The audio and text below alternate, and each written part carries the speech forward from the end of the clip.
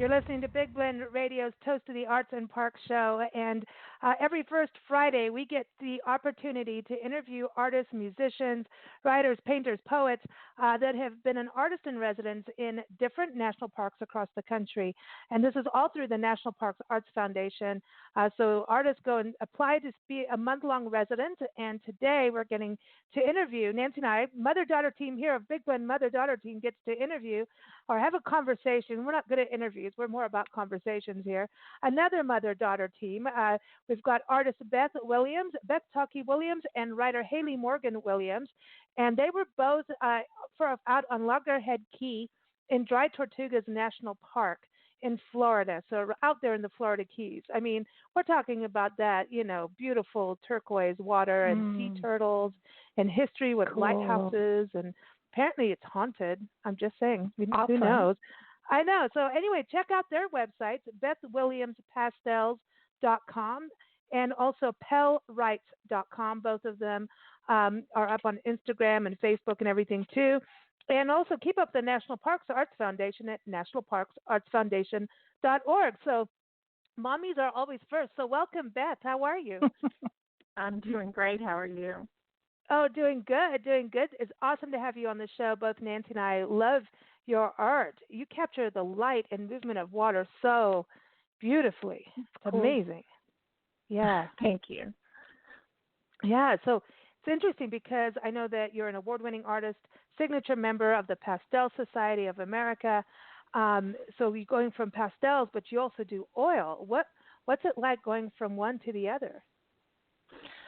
The main difference, the process is pretty much the same. The difference is that oils the color mixing is a little more involved. You have to spend some time mixing your colors, whereas pastels, you just have thousands and thousands of colors available at your fingertips. And so it's a little more of an immediate, as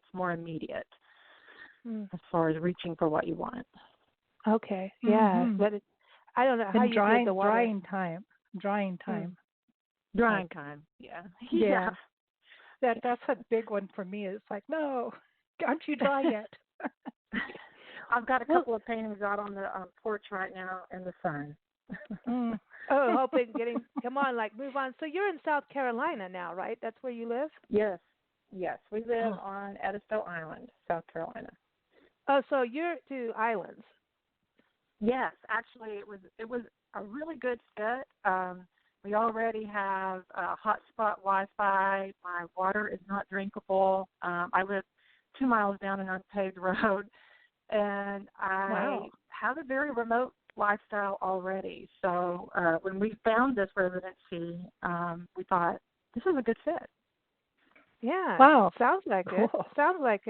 So I want to bring your daughter, Hailey Williams, on. Hailey is a Scholastic award-winning poet for nonfiction and fiction writer, and she's also a self-published screenwriter, and she's also the author of a short collection of screenplays, I should say a collection of short screenplays, Words Fly Up. It's on Amazon, so you can go check that out, and also go to her website, PellWrites.com. Hailey, welcome. How are you? Hi, I'm doing great. This is awesome to have you here. I know we're excited because I know you're going to recite a poem, Another Kind of Gulf, and you matched it with, or your mom did the painting, you did the poem. Is that something you always do? Well, we were interested in starting a project like this for a while now, but we were really compelled by the Dry Tortugas as a leaping off point to kind of gauge where and how we could do something like this, the pairing of paintings and poetry. So I've been writing poetry for 10 years now, and we always talked about, as I got better at writing and my mom focused in on her painting career, we talked about possibly merging our skills, but this is the first time we've done it more of a professional level, so we're pretty excited about it. And I was reading about you and how you tend to connect nature and humans together, and I think that's a really important theme, because I feel like we tend to distance ourselves sometimes from nature, and we need to have more of that connection. Being out on Dry Tortugas, did you feel that connection between nature, and do you think nature connected back with you? Oh, absolutely. It was almost impossible not to connect to nature. What with it being so remote, it was really just my mother and I and the ocean every single day. We became really comfortable with the waves and the rhythms of the water and the birds out there. We started to kind of learn the language of the island, and I think that was a really important psychological impact that island had on us. That's really interesting, because like Nancy and I travel full time, and sometimes we return to a place like here in Florence, Colorado. We're at a friend's house, and we already remember the kind of the birds. This bird comes out at this time. At this time, the skunk comes out. The squirrel does this over here on this time frame, and it's like you start to know. It's like all these different societies, and you start to know the different societies wherever you go. It's kind of like, okay, well, it's a different season. So what's the society doing now? Are they still here? Are they migrating? So is that kind of what you mean too, where you start to know there's a language of the island, but then there's the plant, it's the communities, the different animal and plant communities. Yeah, absolutely. And we live near the ocean, but even in the southeast, anywhere on the coast, it's a completely different environment, just because the flora and fauna changes remarkably where you are. So we were astonished by the different species that we saw out there. We were spending quite a bit of time trying to figure out. We had some, guides for fish and plants and birds. So we spent a lot of time trying to name each species, but after a while it really kind of proved that a lot of the species change even in a short period of time, just because the transitory nature of those islands, as the water rises and different currents bring in new species and new trash and all kinds of things. You figure out that birds really, they are there for a few weeks at a time. The turtle season is a pretty long one, but even then you see things change so quickly.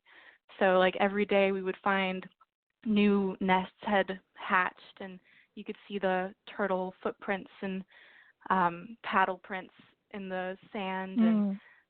And we were lucky, we were near the end of the turtle nesting season, so we were told that it was unlikely for us to see a fresh nest, but we did find one fresh loggerhead turtle nest near the end of our time there, and it was pretty interesting just to feel like the full circle we had been present for it. So that was amazing. That's really cool. Go ahead. I was going to say, isn't it amazing how much you see when you don't have television? Yeah. Yeah.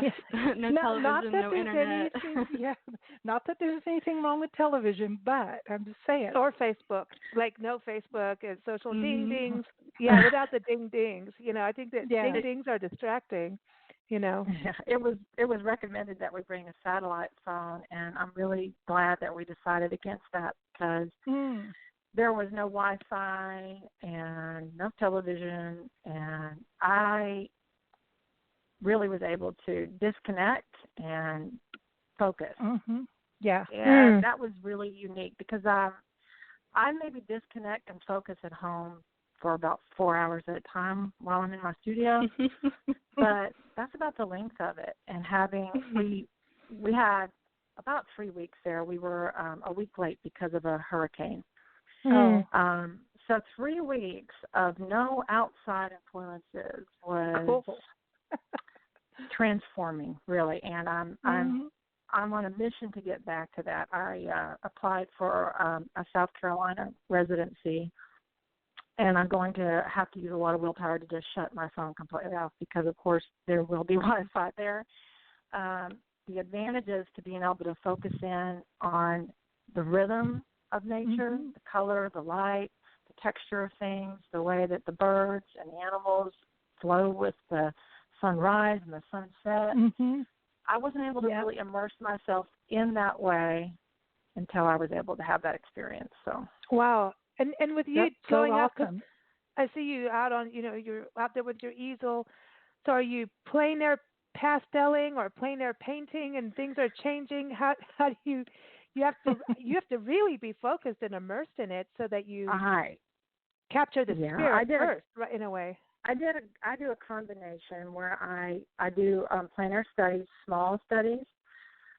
So I had a plein air easel and a smaller pastel box with me and a small sketchbook, and we went to a couple of places on the island and set up on the dock, set up on the beach.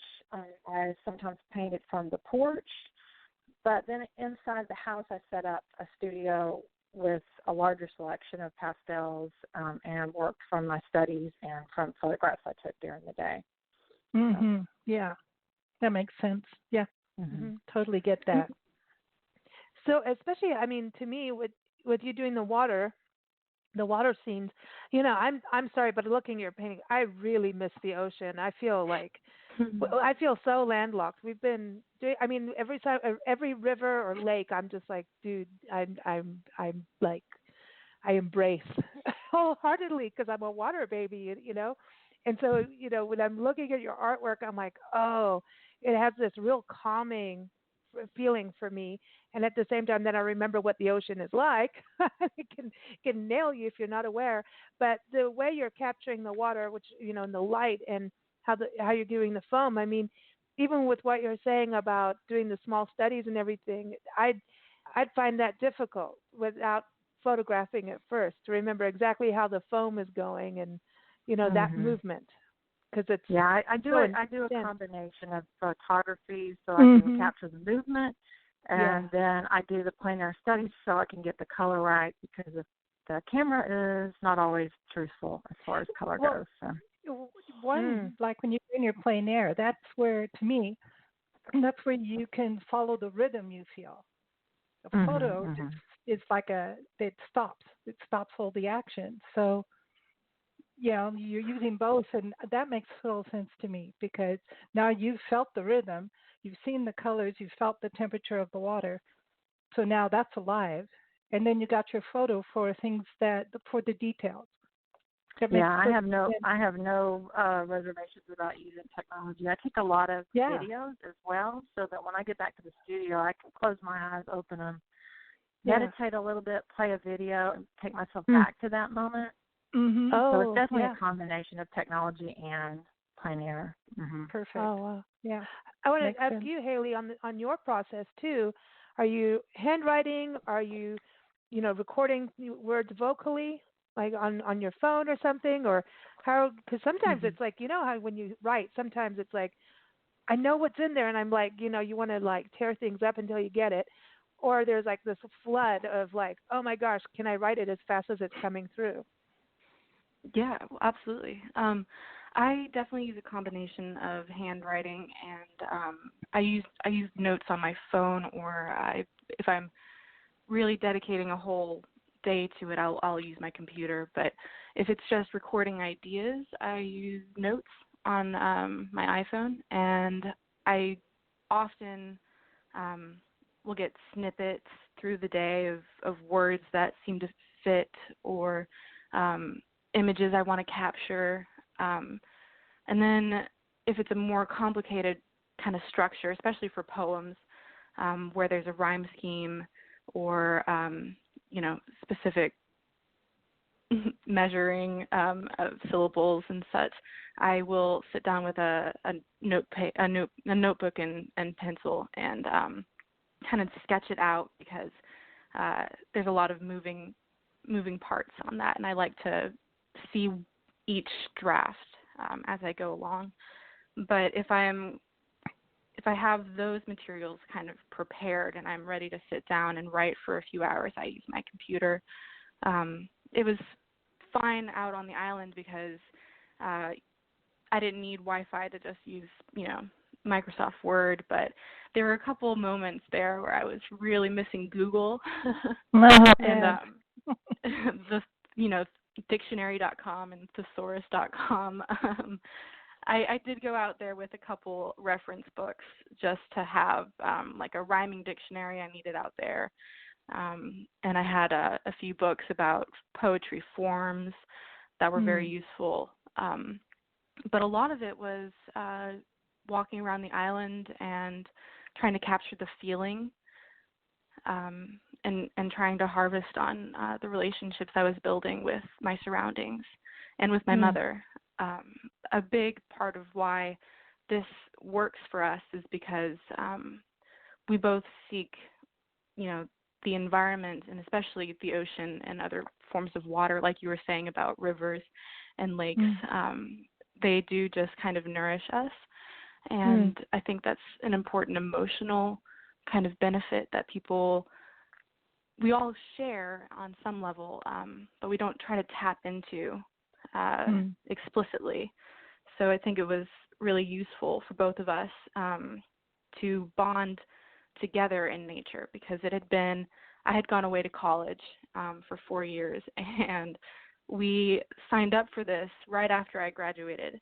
So I came home and we prepared for our trip together and kind of started this new process and our projects as independent artists after, me having been away from home for 4 years. So it really was a special experience to reconnect with ourselves and each other away from, distractions and all kinds of other, myriad of issues that you face in just day-to-day life that you can get away from when you go out somewhere.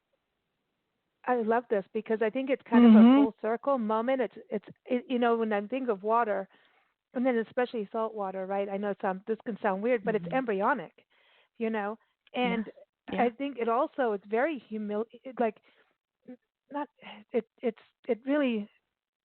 it's humbling, not humiliating. I had to get the right word here. I've got a poet on the show. I've got to get the word right. But it's humbling because when you think of, if you look at Earth, and how small the amount of land we have versus water, and how wide and vast the water is, I think that's what's so appealing to me. And then at the same time, how are we poisoning it all? It's like, okay, not to get into a political rant on the ocean and the water, but it is really this connectivity. And that's what I really appreciate about what you're both doing. It's this full circle project, you coming home and then going away to another island, a different island than home, and yet reconnecting as mother-daughter and being at different stages of life. What was that like for you, Beth, as a mom?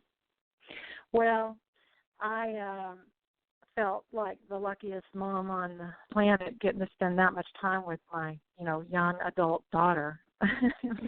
What are the odds you're going to get to spend that much uninterrupted time with your adult children, right? So that was probably, one of the best parts of this experience was being able to have that much downtime to reconnect with her. And I really got to know her in a completely different way as an artist and as an adult. Because when she left home, she was still a child, and when she came back, she was a young adult.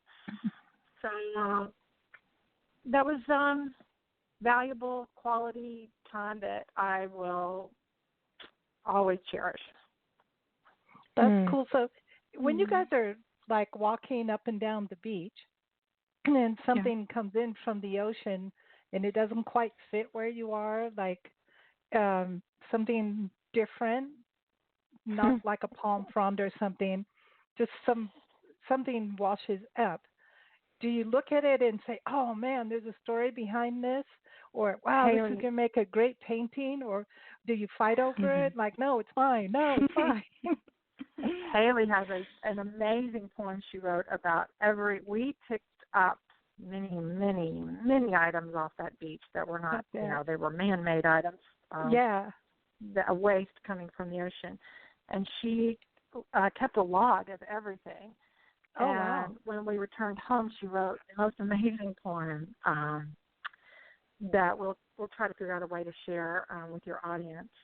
But very moving, touching, and alarming, really, all the strange items that washed up on the beach. I bet. Wow. Yeah, you mentioned that you weren't trying to get, political about the environment. But I do really well truly, if you want. it's truly difficult not to engage in the question of human impact when you are an avid, parks goer, someone who cares about nature and cares about our place in the world and the longevity of our planet. So it was something that we saw every single day on our in our time there, and it definitely stirred up a lot of emotions for us, and it still does. We have come home from that experience and changed a lot of our habits here at home, and we've talked to a lot of people who feel strongly about this, but it's definitely something that is alarming, especially on such a small little island, so far from human contact that really there was just a surprising amount of artificial waste out there. Wow. Especially so after a hurricane. We should put some politicians on the island. Oh, here we go. Yeah. Push the button. Yeah. Well, wouldn't that be cool? we've done a number of shows about islands, and and I think even about where you are in South Carolina on an island, and this is where I think art's role is so huge in regards to documentation, but there's obviously the art part of it, but it's about getting that story or that connection, especially to people who've never been there or won't get there. But we've done shows on the issues that islands face in regards to climate change. We've like Carlisle Richardson. He's recently retired from the UN Climate Change Council, but his whole goal is to.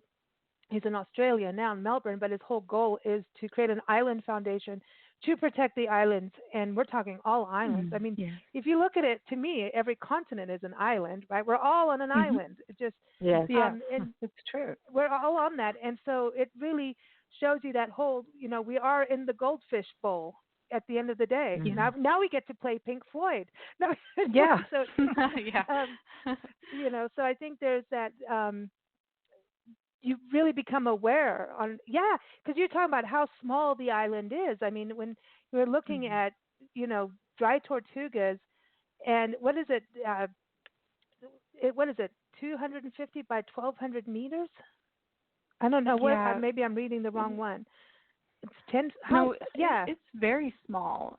It's one of the highest islands in the Dry Tortugas as far as it's like 15 feet above sea level at the top, but it's still not very high. That doesn't sound tall.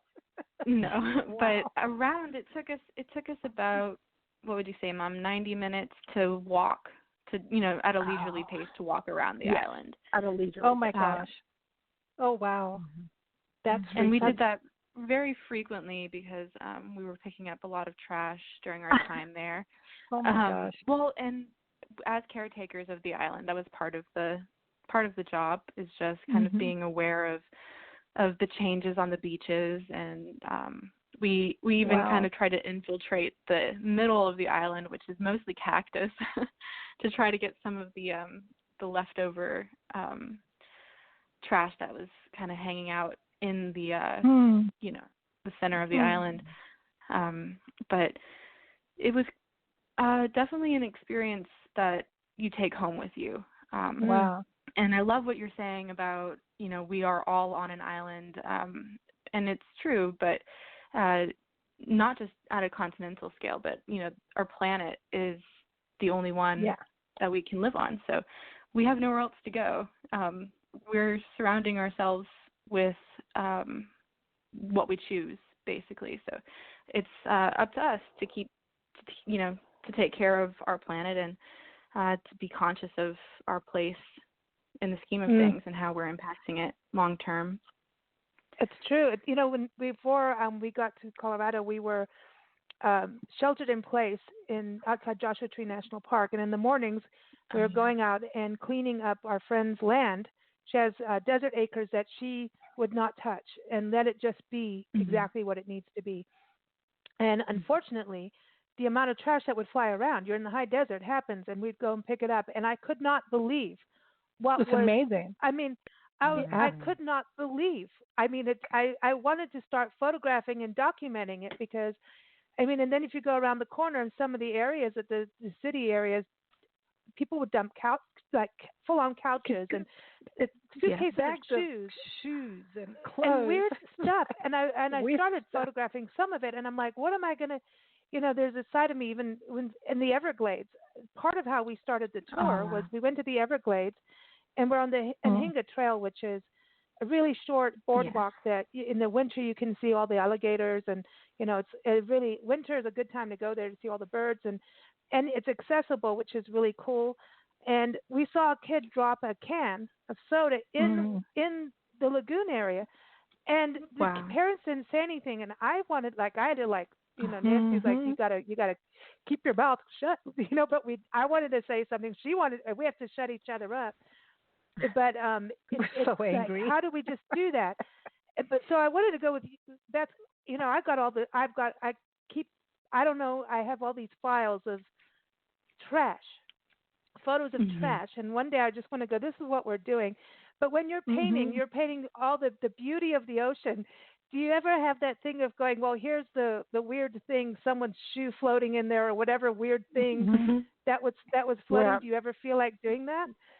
That is why I was so happy that Hailey documented all the trash that we did find, and she did write, a poem about it.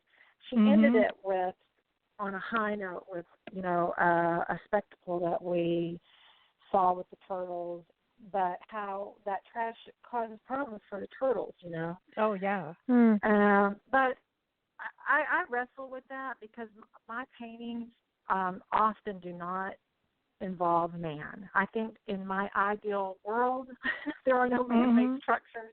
There is no trash. I think I take myself to an ideal place when I paint, and it's void of human presence.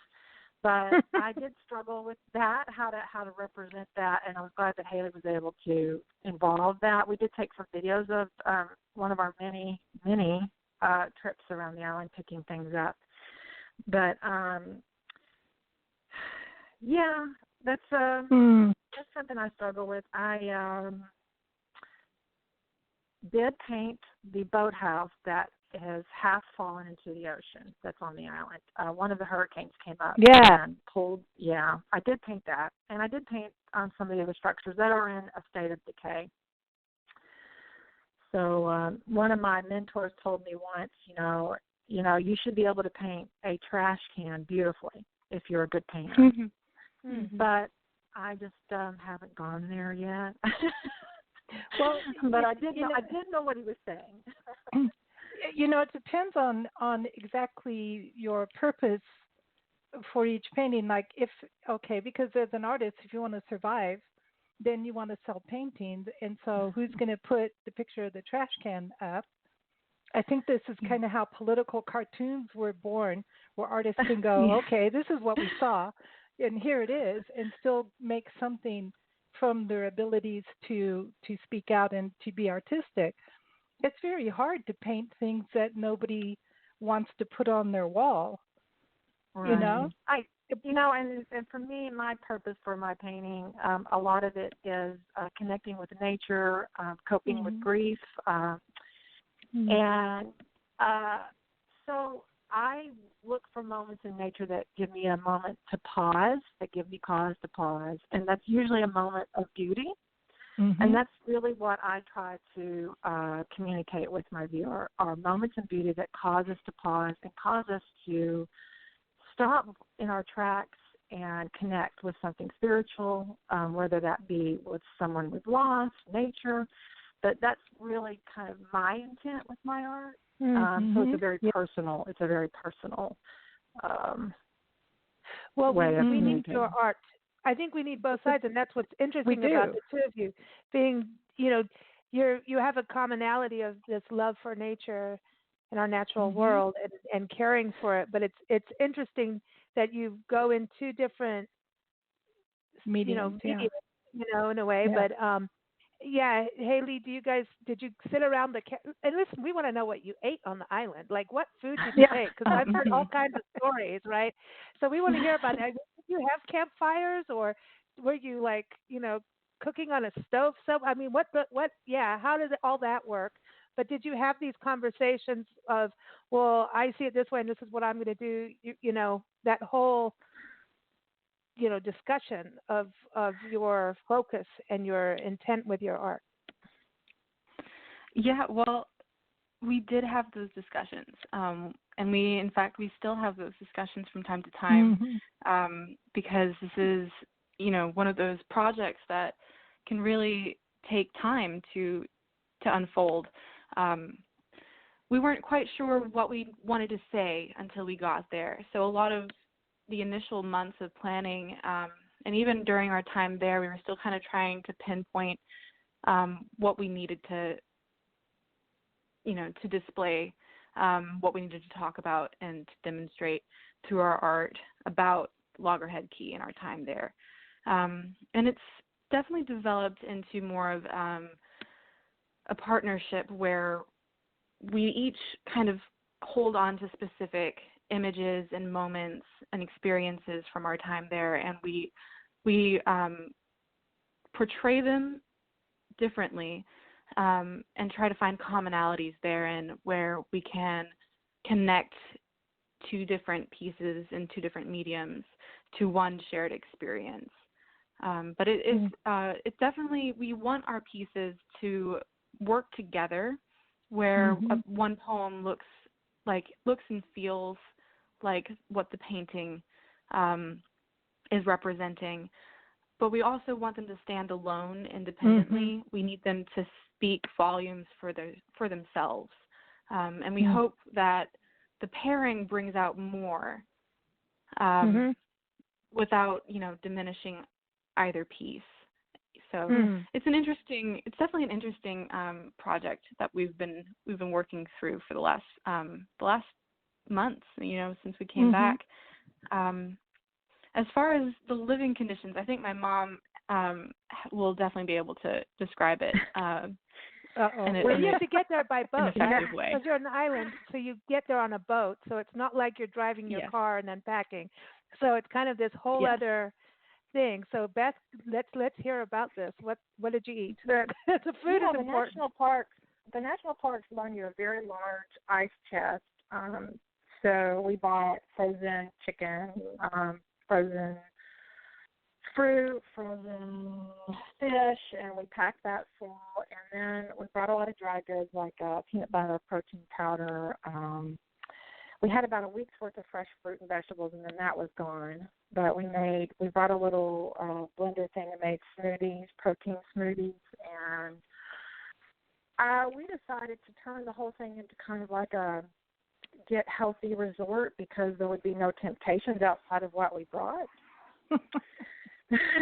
That's funny. There's no driving down to the pizza, to get a pizza. So No M&M. So we brought healthy food, and our treat was like dark chocolate. So both of us came back a little bit slimmer. There were no, you cannot build a campfire on the island. So there's a fully equipped kitchen there, refrigerator, freezer, coffee maker, stove, and microwave. So it was all the modern conveniences. It was powered off of a solar panel power grid. And so, we did try to conserve energy because we weren't sure how much we had or how much we could use. So we would only cook once a day, and we'd make like large meals that we would eat off for like 3 days, So, and we brought, and they said, we brought too much food, and really it was one large cooler and two plastic, kind of storage containers full of dry goods, and we had a lot left over when it was time to go. So we overcompensated. Yeah. That's interesting. Did they give you any kind of guidelines of what you have to bring or should bring or don't bring? Not really. Not really. Oh, wow. Mm-hmm. No. Yeah. It was very interesting. Like a lot of it we just had to figure out on our own.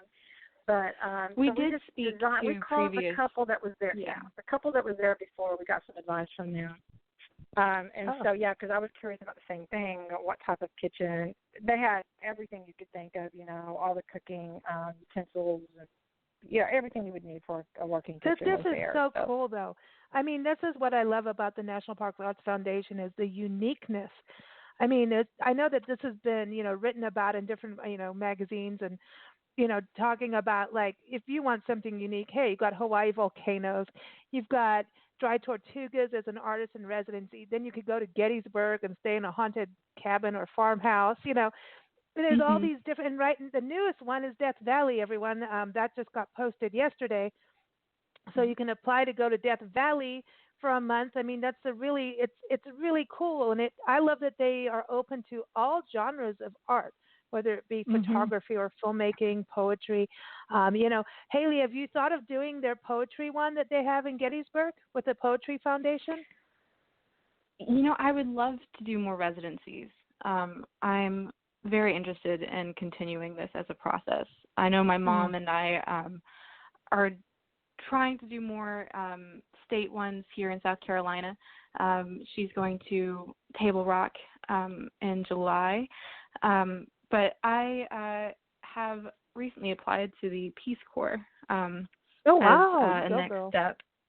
Thank you. Yes. It's a little in limbo at the moment just because of, international affairs at this time. But if I am accepted, then I will be spending the next, 27 months in Thailand, which would be very exciting, and hopefully will give me a lot to write about.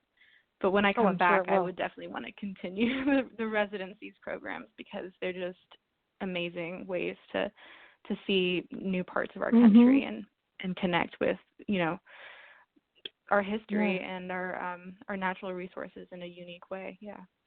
I love it. I love it. So now let's get to the reading of Another Kind of Gulf. This is your writing, and then you paired it with your mom's art. Beth, you painted. Did the painting come first, or did the poem, or did you both say, okay, let's go and do something? How did this work, Beth?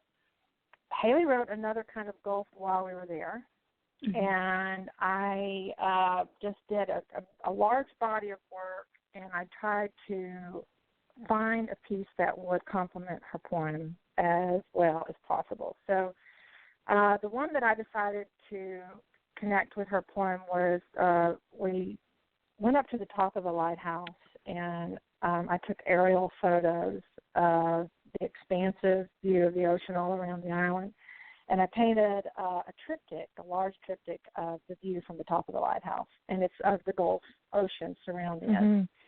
And we had a beautiful, sunrise moment up there. It was a little scary going up to the top of the lighthouse. The lighthouse is decaying, and steps are missing, and rails are falling, handrails are falling off. And so, the heart was pounding getting up there, but we took some video and pictures, and later on did the painting later on this year because it was a very large painting. I think it's 108 inches long, completed. So I was not able to do it there, but I started the concept while we were there. Go ahead, Hailey. I want you to read your poem now. Okay, great. Yeah, I do want to preface this. We haven't talked about this yet on this interview, but it is part of our work. We tend to bring out some of our own personal history when we do projects like this. For me, I write a lot about my brother's passing, which was 2010, and it has kind of changed the trajectory of my writing ever since. One of the many ways that we connected with nature in Loggerhead was definitely through that feeling of ghosts, like you mentioned. There's definitely a sense that it's haunted, and that tree there is weighing heavily on the island, but in a very eerie but beautiful way, because there's also so much vibrancy in life. So this poem is kind of an expression of my, wondering about ghosts on this island, and in particular wondering if maybe, we brought our own ghosts, like perhaps my brother had tagged along. So this is called Another Kind of Gulf, and just one of the ways that I thought about my brother while we were there. Okay. Is it you rustling the spider lilies? Is it you I hear gossiping with the court of gulls on the dock? When I walk each night to the lighthouse to record solar data, is it your weight which rounds the hammock, or wind, or young coconuts?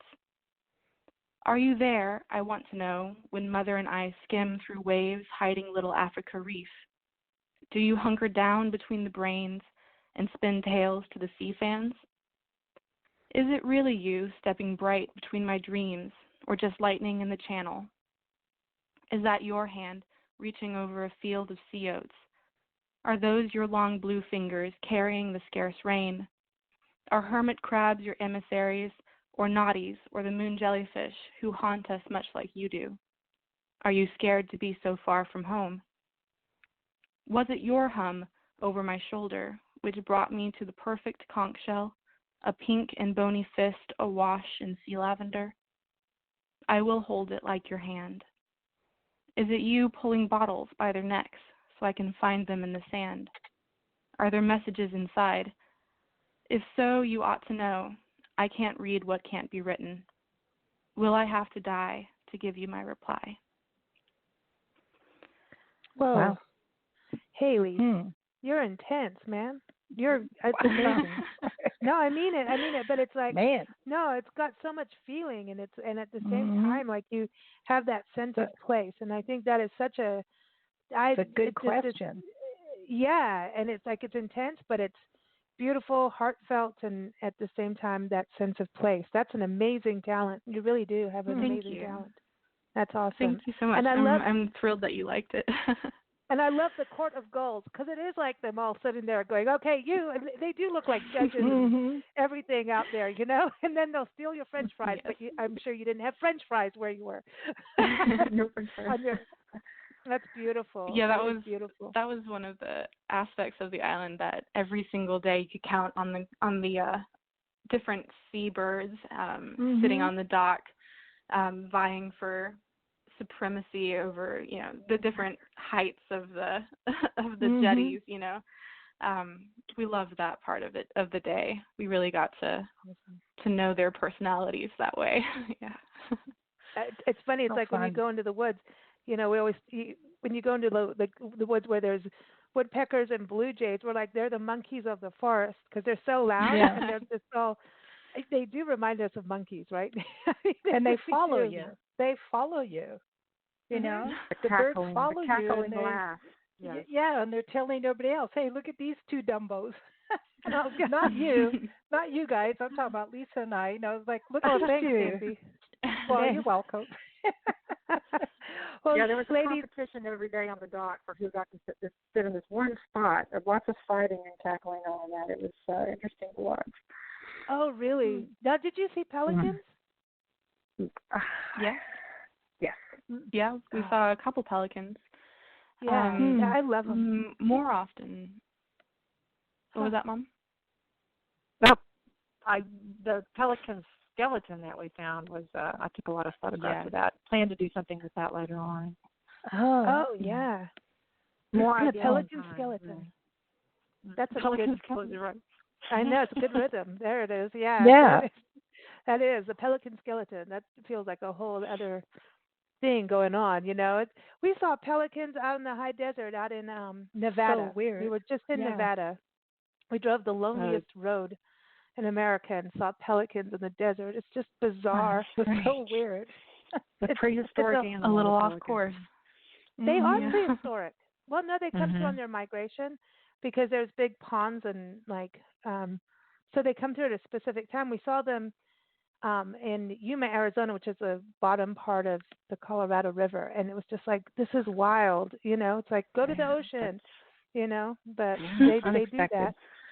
It's awesome. Well, thank you both for joining us. It's been a true pleasure getting to know your art, your writing, and to speak with you both.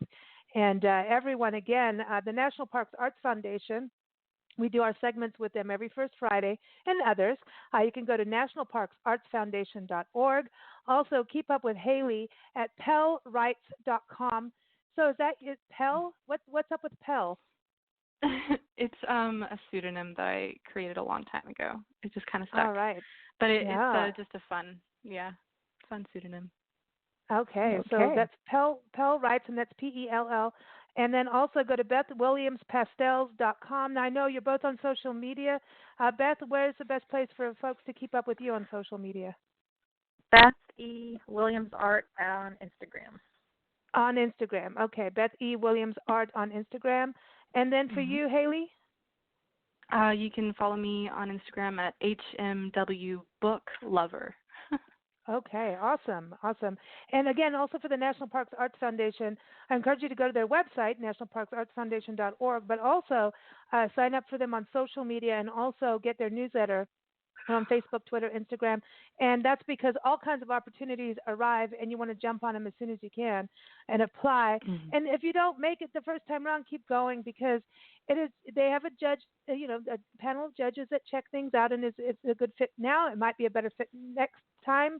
So keep going. It is just definitely a worthwhile experience, as you can hear from even today's show. So thank you both again. It's been a pleasure having you on the show. We're going to close your segment with a song, and then we're going to go to Silver City, New Mexico. But I wanted to play this because I bet you saw a starlight out there, right? A lot of stars in the sky out on an island. Yeah. And so this is from Dave Kerzner. You can keep up with Dave at davekerzner.com, and this is from his album. It is called Breakdown, a compilation, 1995 to 2019. It's a fantastic album. You can hear his interview on blendradioandtv.com. But here it is, Ocean of Stars from the album. Enjoy. Thanks, ladies. Thank you. Thank you.